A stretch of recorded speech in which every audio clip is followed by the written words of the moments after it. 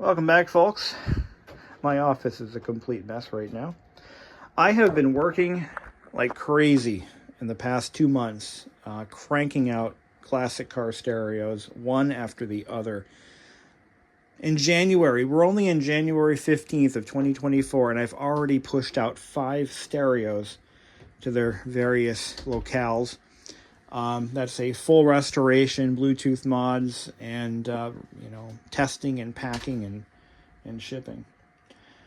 This is actually unit number 5 right here, and man, what a long, strange trip it's been. I gotta tell you, I fell into this business by accident. I had a 1994 Miata that I bought with a factory Pioneer stereo. This was the upgraded option that you could get for those early years. And the stereo looked like hell. It didn't really work very well, but it was original to the car, and I felt that I owed the car my best efforts in bringing it back to life and restoring it. So I, after putting in this Kenwood stereo, which didn't match the aesthetic of the dashboard at all, I finally set to work. I tore the unit apart and I determined what was wrong. Turns out it needed all the electrolytic capacitors replaced because most of them were actively leaking. It needed some lamps replaced. The cassette deck had to be torn apart, cleaned, lubricated, new belts, adjustments. CD player, in my case, I decided to replace the entire optical block, which is the laser assembly. Didn't need that, but I did it anyway. And as for the cosmetics, that was the most difficult aspect of the job. I had to figure out a way to replicate not only the print, the silk screened print on the faceplate, but also the overlays. You see how chalky these are looking? I mean, look at how it's pretty nasty. It's chalky, and the print is yellowing, and they look nasty. So as for this, I reached out to a printing company, and they gave me a quote, and it was astronomically expensive, but I said, you know what? This could go somewhere. So I had 30 sets printed. That's this piece, and this piece. They're made out of a polycarbonate, and they're printed with a silk screening process, and I believe a flood coating process as well. And I was stuck. I paid like $500 for a set of 30 of those things. And that was a significant expense to absorb for just one radio. But my plan was to sell I was going to sell kits to other Miata owners that included the 3 overlays and decals that they could then apply after repainting their faceplates. Because there is no way to bring the finish back from this without repainting it. So I wrote up some instructions, I built these kits, and I shipped them worldwide. I sent off about maybe 30 sets. I actually sold a lot of them. And I made a little bit of a profit on them, but then I started getting feedback from the purchasers of these kits, and they're like, well, I don't know how to refinish this, and even with the instructions, it's a lot of work, and also my stereo doesn't work at all. So do you have any way of, is there anywhere I can send it to get the stereo repaired? And then I got to thinking, I'm like, well, if I can come up with a pricing strategy that makes sense, that gives me a profit and keeps me going, you know what? Maybe I need to pivot. So I did. I pivoted to the radio repair side of things, and it has been nothing but successful since then. I have so far, in my first year of business in 2022, I restored around 15 or so stereos, a mixture of Pioneers and some of the Panasonic units as well. I even had somebody send me a Chevrolet stereo. And you know something? Those customers were so happy that they referred more customers, and they referred more customers, and those customers referred more customers. And before you know it, I've done 70 stereos in 2023. A good mix of Pioneers, Panasonics, in addition to a couple of odd Toyota stereos from the early 90s or early 80s, as a matter of fact. One of my most recent ones was a Toyota Celica, 1981 Celica stereo. The gentleman only wanted his cassette deck repaired. He had sent it to a shop in Manhattan, I believe, and they had failed to bring it back to life. They replaced the belt, which was, that's a good step. And they had done some other repairs, but it still didn't work. So the gentleman sent me the unit, and I said, look, I can't test it. I had no way of testing it because he didn't want to send the rest of the components, which are needed for that purpose.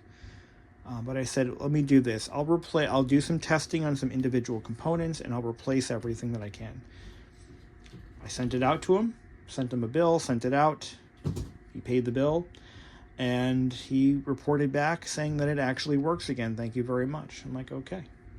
So that was a transaction that could have gone either way, because I had no way of confirming or testing or anything, because I didn't want to power anything up without actual wire pinouts and other things. I just didn't want to mess with it. Didn't want to make it worse. But that turned out to be a positive transaction, and he's very happy. And I got another Toyota. This one belonged to a gentleman who works for... actually, no, the car itself was featured on a Donut Media segment. And it was one of the nicest Toyota... what model? GTS... Corolla GTS, I think it is, or GST, or GXY, or XYZ, YYZ. No, but seriously, that car was absolutely gorgeous, and he wanted his factory stereo to work again, but he also wanted Bluetooth. So I took it in, he sent it in to me, and we came up with a price. I did the work. He was happy, but unfortunately his FM receiver stopped working, and I don't know why. But I've offered to revise the unit. If he wants to send it back anytime, he can do that, and he knows that. But he's happy otherwise. I mean, the cassette deck finally works again. Bluetooth works. Lights all work now. But I've been getting a lot of Miata stereos, a lot of Panasonics, a lot of Pioneers. But here we are in January 2024, January 15th to be exact, and I'm about to ship off my 5th stereo. And I have 4 more left, and I have another 1 or 2 on the way. It's just been crazy, the number of units that have been coming in. It's taken up all of my free time. Is it worth it? Sure. It is profitable, so it's worth it for me to do this. But, all right. So that all out of the way, why don't we take a look at one of these Pioneer stereos, and we'll do an evaluation on it. Actually, we're going to be doing the stereo that is in this very box. It's all fixed and ready to ship out. But I did film a couple of little clips to show you guys what I'm looking at, what I'm looking for, and we actually repaired everything that was wrong with it pretty easily. Easily being that I've already repaired about 50 of the damn things. So, easy for me, because I know what I'm looking at. But anyway, this particular stereo didn't require any cosmetic repairs other than we replaced the overlays at an additional charge. But this is what one of my faceplates looks like that has been fully restored. You can see they do look quite nice. Better than this. Better than this. All right, let's take a look at it, and we'll see how that all goes. So this is my website, www.savemyradio.com. Yes, I built it in Google Sites. It is what it is. Very basic. Who we are. Here's some testimonials, a couple of photos of radio. See, this is what the Pioneers look like when they arrive, and this is the same stereo, by the way. That's what they look like when they leave. Of course, we address all the functional issues. We bring it back to factory and do the best we can cosmetically. But this big green button here, this button right here, click here, and it's a Google form. Fill it out so I get your information. Tell me what you got. Tell me what you want. And we go from there. So I usually go and I contact my customers through a list of entrants, and that's how I generate new leads. But bottom line, if you've got a first gen Miata stereo that's NA or NB, first and second gen, those are what I specialize in, and I'm equipped to handle those. But other oddball requests, like an Infinity from 1991, or even a vintage Toyota, for example. I've done a lot of Toyota stereos from the early 80s. Just tell me what you have, and if I can help you, I'll let you know. Otherwise, we'll try to figure something out. Okay, so what I want to do is we like to do a kind of a good visual on what kind of audio is being put out of the unit before we do any work to it. So I've got this scope rigged up to my wiring harness, and I've also got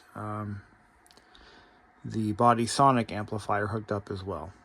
So let's go ahead and turn the unit on, see what we get.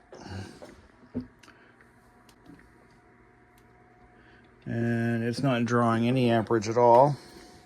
Oh, it's powered off. So we'll turn it on, try to. We get a little bit of sound out of it. No lighting. No, lighting was turned off. Mute is turned on. So we got a couple of things going on initially. Without even touching anything in here, I can tell you that all of these buttons, need to be cleaned up. And our display lighting is out. Looks like our lighting is out on the entire upper faceplate. And we get nothing. So let's make sure the doesn't make a difference. So yeah, she's got some issues. But we are getting something out of the audio channels. Let's see if we can get anything tuned in. Let's see if I can straighten this out. The music we listen to all year long. The anthems that were our soundtrack for 2023. And the stars who made the songs we love. Alright, so to test the body sonic amplifier output, I have to isolate those. And what we'll do is we'll lower the voltage on that. If you're a marketer, go to iHeartResults.com. And let's see. Hi guys, it's Gabby. You don't know this yet, and neither do I. But 2 years from now, I'm gonna break my leg hiking. Let's go a little lower than that. Thank you in advance for providing New 2 volts. family medical leave. It gets workers So now like if I me turn the paid leave bass to care up, for newborn, or our the family audio, members, or our own shattered tibias. I can reposition. Thanks. You really are the best. New Hampshire paid family and medical leave. It recruits. There we go. It retains. It pays. There we go. Another crutch. So you're in the middle of a kitchen update, and you can't tell So, if that's a faucet stem or a flange. With the Home Depot app, doing doesn't miss a beat. those lines should match. So a good body sonic amplifier, these lines will essentially match.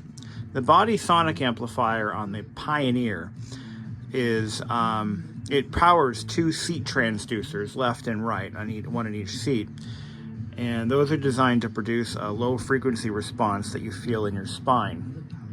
The only really good way to test them on a bench is with a scope, because they're not meant to be. They don't really produce a sound that you're really supposed to hear. So hooking it up to a speaker, I haven't actually tried it yet, but it may not produce the desired effect. This gives you an actual scientific measurement of what's really going on here. I turn it up a little bit. 10G network and get storm-ready Wi-Fi when you upgrade. These lines, Stay connected for up to 4 hours. because it's actually there's 2 separate amplifiers that are in parallel. They both receive the same input, and they both output. They should be outputting the exact same amount of power. So these should essentially be in near lockstep. So if I go ahead and cross the stream, so to speak, let's stop that, and we put these, invert them. So these should essentially line right up. And if they don't line up, then we have a problem. Don't get a Briscoe if you've had a severe allergic reaction to its ingredients. That's pretty good. That's really good. In fact, I'm going to turn it up a little bit. The most common side effects are and we'll just do a pain at the injection site, do a snapshot there. Ask your pharmacist. You can see that both signals are exactly the same. And that's what you want to see. Now, if they don't match, I'm going to recommend to the customer that we actually go and rebuild the body sonic amplifier. That's an additional cost because it's usually not necessary. Because of where the amplifier is located, the capacitors in these body sonic amps, they don't seem to cook like the caps do in the upper cabinet. So I've opened up about 50, 60 of these units so far, and I've only seen a couple of body sonic amplifiers that would have benefited from a recap. As far as the rest of the stereo goes, it's pretty much guaranteed it has to be done. So we're going to pull even though the unit works fine right now, and it does, actually sounds pretty good, I will say. The unit sounds pretty good. But because these stereos are, over 30 years old now, it's time to do a refresh. In fact, I'm going to go ahead before we cut the video. I'm going to show you guys what I mean by that. So let's crack this unit open. Let me put my phone on a stand here. There we go. We're going to crack this stereo open and take a look and see what we're dealing with. Like I said, these units, they have a lot of common pattern failures. And in this video, we're only dealing with the Body Sonic Pioneer stereo, which is typically found in one of two versions of the Mazda Miata. These are used in the upper trim levels in many Miatas. Were ordered like package C cars were ordered with these stereos in the NA generation. But they're also found as standard equipment in the 1993 limited edition. And I've become somewhat of a guru on these stereos. I've worked on a lot of them, and I've had a lot of these sent to me for restoration. I do cosmetic repairs as well as electronic restoration services on these. We also repair the CD and cassette players as part of that standard package that I offer. In addition to that, we can add Bluetooth to them, which kind of gives these stereos a second life. So that way, you're driving in your nice, well-preserved or restored classic first-gen Miata, and you want that factory stereo look, but you also want to connect your phone to it so you can listen to podcasts and your favorite music from Spotify or even XM if you're into that. You can do that with your factory stereo if it's modified. All right, so I started tearing into the unit. I've already cleaned the CD player lens, and you can see the tip of this swab is black. That thing was pretty dirty. All right, so we're now got the CD player working. That was pretty quick and easy, but this is where things start to get more complicated. So the cassette deck has a have I been saying this or not? It has a wireless Bluetooth receiver stuck in it. Now I'm glad this happened, because I get a lot of folks who don't want to have me do Bluetooth mods because they just want to use one of these cassettes because they think that this is going to solve their problem. They're going to be able to play Bluetooth through their cassette deck and it's going to be great and awesome. Well, let me tell you why it's not. The problem is, okay, it's fine to use these, just understand that they do beat the crap out of your pinch rollers. They're often not made very well. They're made very cheaply to a price point just for the novelty's sake. And they're not made for the long haul. So they tend to beat up your cassette deck, but it also doesn't... there are 3 belts in this cassette deck that fail from age. The one that I hate replacing is actually the main drive belt because it turns to gum and it gets all messy and disgusting. But there's 2 smaller belts up in here as well, and these also fail. And those are all part of my restoration service. I replace all of them, and it's like a new machine again. But yeah, having a Bluetooth cassette stuck in your cassette deck is kind of bad because, well, you can't take it out to charge it now. And if the lithium-ion battery in this thing decides to go to hell, it can also destroy the cassette deck and make it irreparable. Okay, so we've started taking this unit apart. We got this CD player to work again. That was easy. It did produce pretty good sound, so I'm not surprised, honestly. I'm not surprised at what I'm seeing. But it doesn't mean that we're out of the woods or that we're good to go. Hold on, I'm trying to get my tripod to work here. It's being a bitch. There we go. Okay.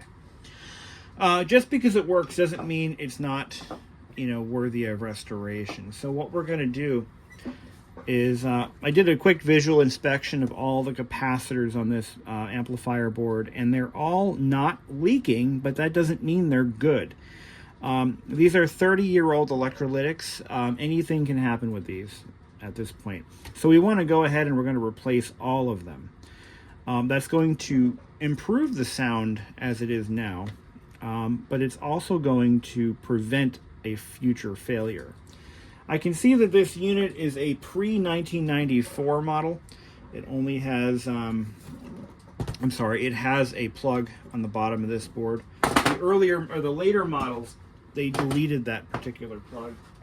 But let me show you what they typically look like for this model as they come into my shop.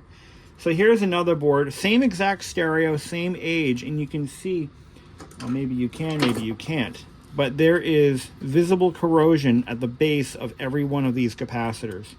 This is what we're here to prevent. We don't want this to happen. This is still fixable, but we want to prevent it.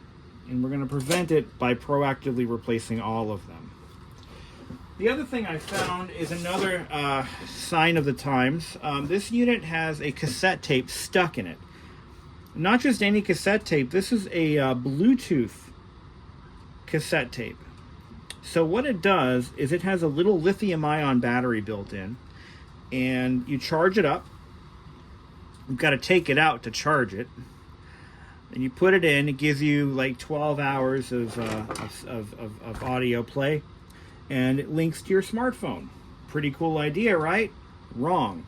These ruin cassette decks. So if you decide to get nostalgic and you find yourself a nice old flock of seagulls cassette that you want to enjoy in your Miata with the top down, you take this Bluetooth thing out, you put your tape in, and it's going to sound all garbagey. Because what these do, in every single case I found them stuck in, when I find these stuck in the cassette decks, what they actually do is they ruin your rubber pinch rollers. In fact, the last one I worked on, I had to resurface the pinch rollers with a belt sander. Yes, it worked really well, actually. I found a method of resurfacing them. Basically, it erodes away all of the surface of the oxidized rubber, and it reveals nice clean rubber underneath, and it also reprofiles them so that the tape tracks smoothly. I've had to do this a few times and it works pretty well. But here's our cassette deck. I know for a fact that there's going to be some damage in this one. Let's take a look at how bad it is. So the reason this is stuck is because the main drive belt is probably broken, So we've got to pull the bottom cover off. So I've done, so far I have restored, I think I'm on 85 or 90 radios at this point. So I've done, I did about 15 or so back in 2022. I did about 15 radios. In 2023, I've done 70. And this year alone, I think this is number 5 or 6. So I've done a few of these so far. Oh wow, this is interesting. Actually, no, this is pretty typical. So the belt, it fell off. So it stretched out, it started to wrap around itself, and then it fell off. But look at that. This is kind of the best case scenario. It came off in one piece. Often they come off as, well, they have to be scraped off because they just turn to varnish. But let's get this tape out of here. So now we can manually roll it back and pull that out. Yeah, this is your Ion Bluetooth cassette adapter. And there's a cheap little rubber wheel in here. And that usually damages the pinch roller. Oh yeah. Oh yeah, that pinch roller is junk. This one's okay. But this one over here in the back, this one's junk because it was riding on that little rubber wheel. Now, what happens is the rubber in that wheel, I found, at least in one case, it begins to erode. The chemicals leach out of it and soften the rubber that it's rubbing up against. It's not good. It's really quite bad. And as a result of this stupid thing, I now have to take that pinch roller off. It's glazed like a donut on half of its width. And the other half, not so much. So we're going to have to reprofile that with a belt sander. It really works. It's time consuming, but it really works. So, well, hopefully, maybe we don't have to, but we're probably gonna have to do that. But otherwise, this cassette deck is mostly savable. So there's a little battery in here. Looks like somebody tried to get it out with pliers. Guys, don't do that. Bad. Don't do that, my friends. This is not good. So this opens up, and there should be a... Okay, so this is this looks like a, it's for phone calls. That's I will say, that is kind of ingenious. So they've got a little pull-out microphone so you can actually take and receive calls, or make and receive calls with this. I think that's kind of cool, but the execution could be better. This thing is a piece of junk. Absolute piece of junk. I don't recommend these. And to try to pull it out with pliers, come on. Well, we'll send it back. It belongs to the customer, so they will get that back. But yeah. All right. Well, folks, I got to get ready. We have plans, so I'm gonna take a break from this one. But this is typically what I see when these come in, and we're gonna do a full recap. We're gonna do all new lamps. We're gonna rebuild this cassette deck. We've already got the CD player working, so we're moving ahead. Very basic. For the cosmetic, by the way, cosmetic work, we're going to probably replace the overlays. I think I actually billed it out to the customer so that this will be part of it. But these overlays, I have these professionally produced for these Pioneers. We're going to put a set of those on, and we're going to leave the rest of it alone. It's really not that bad. It's actually quite nice looking. So we're going to leave the rest of it alone, put all new lamps in there. She'll be good to go. Okay, so we made some progress on this. I'm actually pretty much nearly done with this unit. I've got the Bluetooth module ready to be tested. It's wired in. Supporting wires have been added and routed. The entire amplifier power supply board has been recapped. Here are the old capacitors. And I also went and did the tuner. Now, I did find 3 or 4 50-volt 1 microfarad caps that were actually leaking in the tuner. So this is why we do the whole chassis. I generally don't do the interconnect board. I almost never see capacitor issues on that or on the, this is actually the Dolby board, Dolby noise reduction. This also provides some sound processing for the cassette deck. But I don't see caps fail on those either, so I don't bother with them. But what I can tell you is just because we found 2 or 3 bad ones, that means the process of aging has begun, and this thing desperately needed it. We're working on the cassette deck at this point. At this point of the game, I have already reprofiled my pinch rollers, which is a process where I take the pinch roller, put it right up to a belt sander, my stationary belt sander, and I gradually ride the pulley on the belt straight, and then I twist it a little bit, let it walk one way, twist it the other, let it walk the other way, go back and forth a few times, and that erodes or wears away the outer crusty, nasty layer of rubber, and what you're left with is good rubber. As long as there are no cracks in the pinch roller, it's good to go. It'll run for another life. But the damage doesn't end there. Look at this. I don't know if you can see this here, but take a look. Oh, there we go. Take a look at this capstan. See all that black stuff on there? That is from the Bluetooth cassette adapter. And that is also what ruined this pinch roller. Replacing the pinch roller is doable, but it is very expensive. So what we'll do is, again, if they're visibly glazed or in poor condition, or gouged out from a cassette adapter, a cheap one, we'll just reprofile them and put them back in. I haven't had one come back for issues since, and I test them with test tapes to make sure that they track properly. So, but yeah, all of this rubber, I got to now get that off, and that's a process. I don't like removing the flywheel capstan pulleys because there's a little C-clip or an E-clip there that is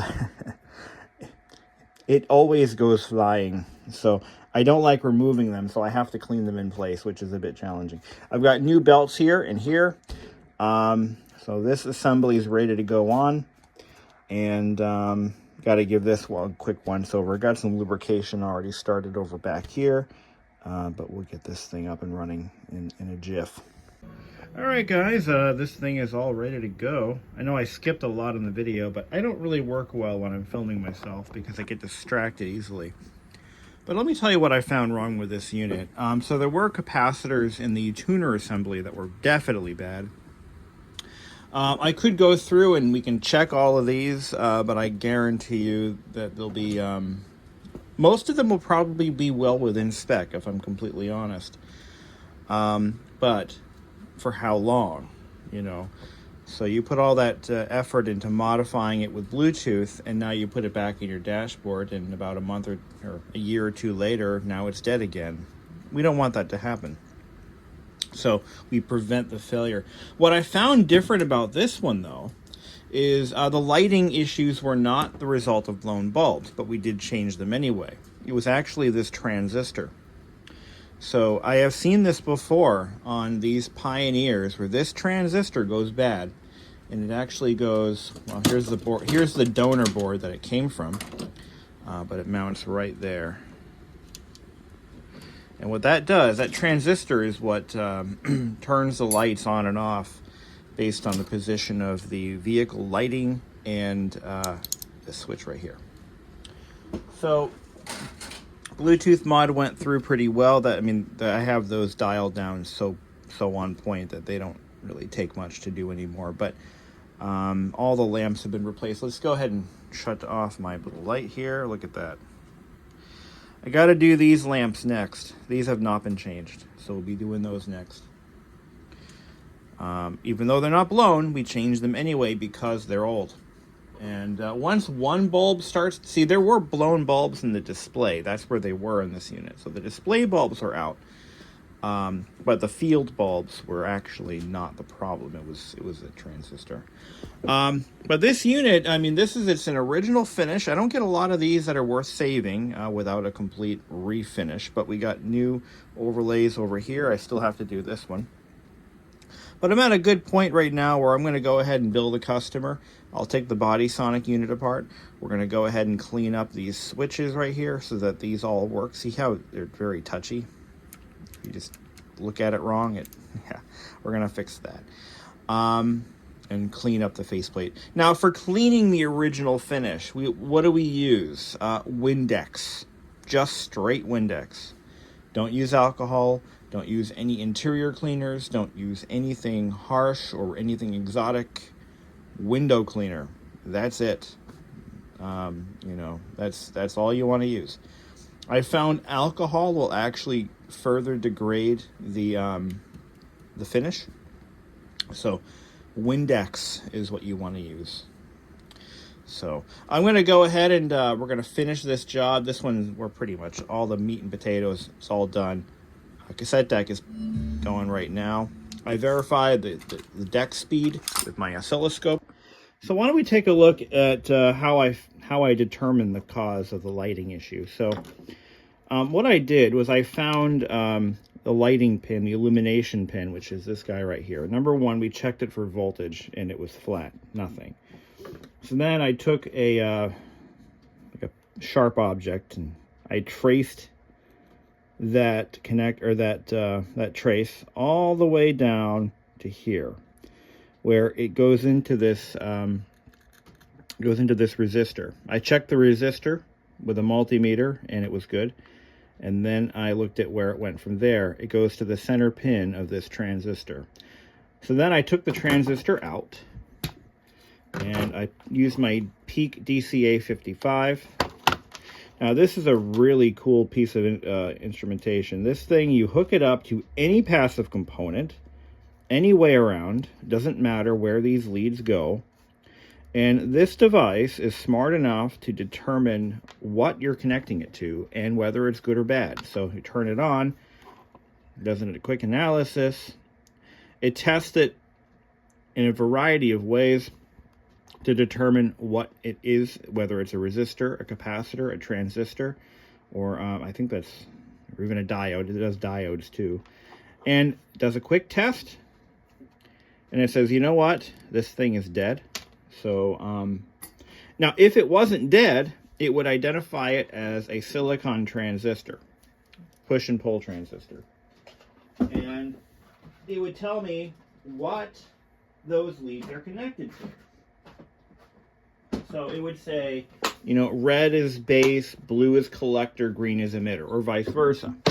So it doesn't matter how I hook it up. It detects what it is, what the leads are, and what the values are supposed to be. Pretty cool. But that's how we fix it.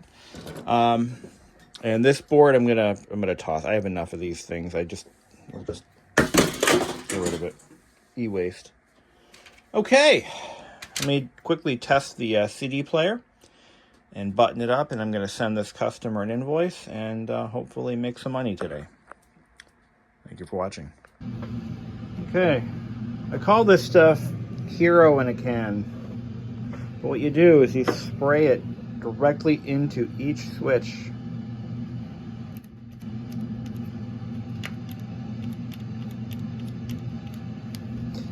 Problem solved.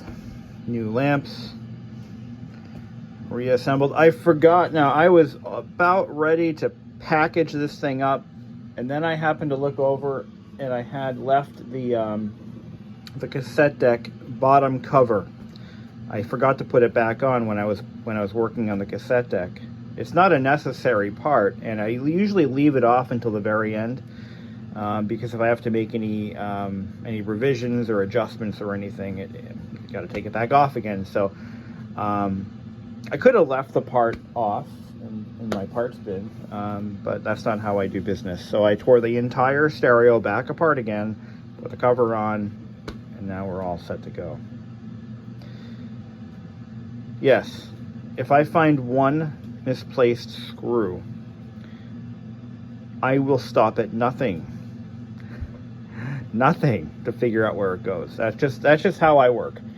And when you're working on multiple systems, yeah, you're gonna carelessly or accidentally forget to put something in or whatever. But what matters is that you take it back apart again and figure out what you did. This way, the radio is complete and as the engineers intended.